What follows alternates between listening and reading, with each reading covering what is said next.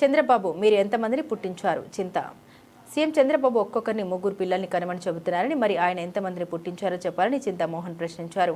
లోకేష్ ఒకరినే కని అందరినీ ముగ్గురిని పుట్టించమంటే ఎలా అని నాయుడుపేటలో నిలదీశారు. అటు దుగ్గరాజపట్నం ఓడరేవుకు 100 ఎకరాలు అవసరం కాగా నౌక నిర్మాణం పేరుతో 2000 ఎకరాలు సేకరిస్తున్నారన్నారు. ఎన్టీఆర్ మనవడికి గూడూరులో నెలకు 100 కోట్లు సంపాదించడానికి సిలికాన్ కట్టబెట్టారన్నారు. నాయుడుపేట నడిబొడ్డులో అంబేద్కర్ సాక్షిగా 3 విషయాలు మీ ముందు చాలని రావడం జరిగింది. మొట్టమొదటిది చంద్రబాబు నాయుడు, రెండవది సిలికాను ఇసుక, మూడవది దుగ్గరాజపట్నం. చంద్రబాబు నాయుడు ఎప్పుడు ఒకటి చెప్తాడు, ఇంకోటి చేస్తాడు. ఆయన చేయడం కానీ మాత్రమే చెప్తుంటాడు. నిన్ననే మనం అసెంబ్లీలో చూసాం, అమరావతిలో ఒక్కొక్కరిని 3 బిడ్డలు పుట్టించమంటాడు. అయ్యా, నువ్వు ఎంతమంది బిడ్డలు పుట్టించావు చంద్రబాబు నాయుడు? నీ తెలివి మాకు కూడా ఉంది కదా. నువ్వేమో ఒక్క బిడ్డను పుట్టించి మిగిలిన వాళ్ళందరినీ జనాభా పెంచాల 3ని పెంచమంటావు.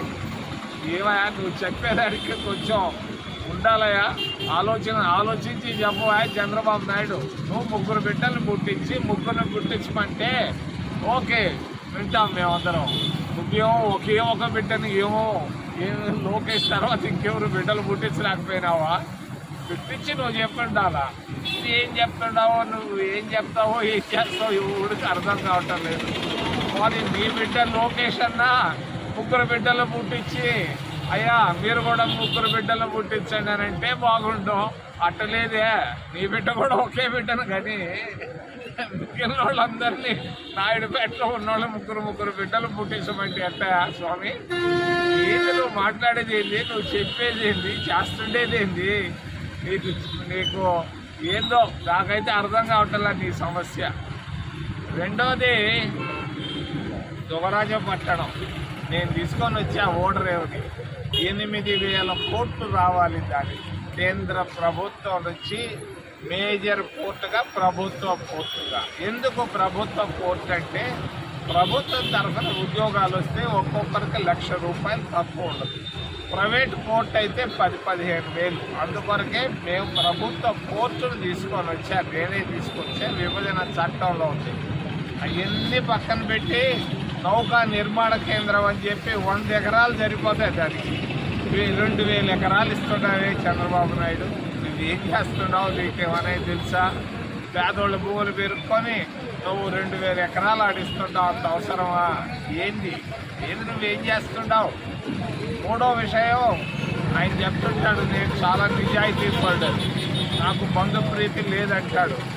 అది ఇసుక కాదు, సిలికాన్ అని ఒకటి ఉంది. మరి అది ఎత్తుకోపోయి ఎన్టీ రామారావు మనవడికి ఇచ్చాడు. ఇది బంధుప్రీతి కాదా? ఎన్టీ రామారావు మనవడు ఎవరా? పూటికి లేక ఇబ్బంది పడుతున్నాడా? పేదోడా? నిరుద్యోగా? చెప్పు. ఓకే, నువ్వు ఎన్టీ రామారావు మనవడికి నెలకు 100 కోట్లు సంపాదించేదానికి సిలికా ఇచ్చేవాడ గూడూరు దగ్గర. మరి దీన్ని వెంటనే సిండికేట్ ఏందా? ఎవరే ఆ సిండికేట్లో మెంబర్ల పేర్లు చెప్పు కొంచెం, నీకు దమ్ముంటే. మరి 14 కోట్ల రూపాయలు ముడుపులు ప్రతి నెల తీసుకుంటున్నారంట. ఎవరు తీసుకుంటున్నారు నీకేమన్నా తెలుసా? తెలియకుండా ఏంటి జరగవు కదా. మరి నువ్వు అవినీతి అని అందరినీ అంటుంటావు. నీ దగ్గర ఎక్కడుందా నీతి? నేను డిమాండ్ చేస్తున్నాను కాంగ్రెస్ పార్టీ తరఫున, తప్పనిసరిగా సిలికాలో ఎస్సీలకు, ఓబీసీలకు, ఎస్టీలకు కోటా ఇవ్వాలి, ఇచ్చి తీరాలి. మా వాళ్ళకు కూడా ఇవ్వు, కావాల్సి ఉంటే ఎన్టీ రామారావు మనోడు కూడా కొంచెం ఇచ్చుకో. నువ్వు ఏ సంగతి 10-15 రోజుల్లో నువ్వు చెప్పాలి, లేకపోతే మా వాళ్ళే కోలుకుంటారు. కేసులు పెట్టి ప్రయోజనం లేదు. వెంటనే సిలికాన్ ఇసుక పైన నువ్వు స్పందించాలి. నాయుడుపేటలో కూడా ఇసుక తోలుకుంటున్నారు మహానుభావులు. ఏందా ఇది? అందరికీ ఇందే. వెంకటయ్య తోలుకోవాలనుకుంటున్నాడు, మా కృష్ణయ్య తోలుకోవాలనుకుంటున్నాడు, మా అబ్బాయి శివయ్య తోలుకోవాలండి. అందరికీ ఇవయ్యా ఛాన్స్. నీవేమయ్యా సహజ వనరుది. మా జర్నలిస్టులు కూడా ఇవయ్యా జనానికి ఒక ట్రాక్టర్ తోలుకుంటారు, ఏం పోయింది అబద్ధం ఏం పోయిందా? అందుకని వెంటనే స్పందించాలని మేము కాంగ్రెస్ పార్టీ డిమాండ్ చేస్తూ ఓబీసీలతో ఎస్సీలకు ఎస్టీలకి కోట ఇసుక సిలికాట్లో ఇవ్వాలని నేను అందరినీ ప్రార్థిస్తూ ఏమైనా ప్రశ్నలు ఉంటే అడగమని మిమ్మల్ని చేతులెత్తి ప్రార్థిస్తున్నాను.